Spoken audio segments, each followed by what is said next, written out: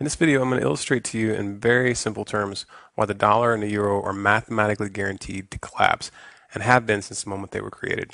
You don't need to be an economist to understand what I'm going to show you. A little common sense will do just fine. The dollar and the euro are debt-based currencies created by the Federal Reserve and the European Central Bank. Now, these central banks, while masquerading as public entities, are actually made up of a consortium of the most powerful private banks in the world.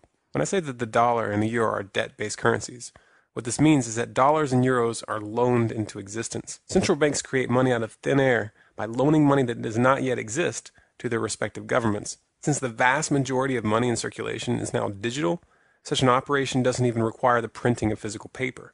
Money and the debt that accompanies it is simply typed into existence. Now, these privately owned central banks don't just loan out their imaginary money for free. They charge interest. But the money to pay back that interest doesn't yet exist in the system. Since all money is created this way, there's always more total debt plus interest to be paid back than there is money. This forces governments to constantly return to those banks for more loans, which create more money and interest.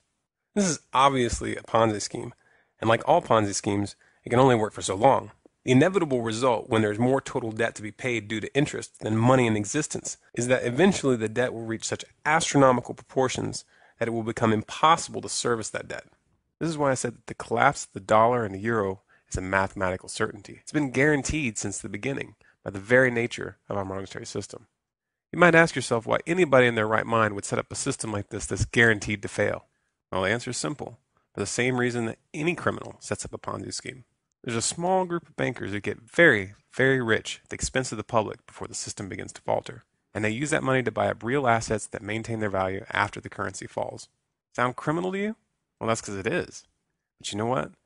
They're going to get away with it if we don't make a concentrated effort right now to educate the public about the true nature of money and the private central banks which are leading us to the slaughter. And if we let them get away with it this time, the next Ponzi scheme is going to be even bigger.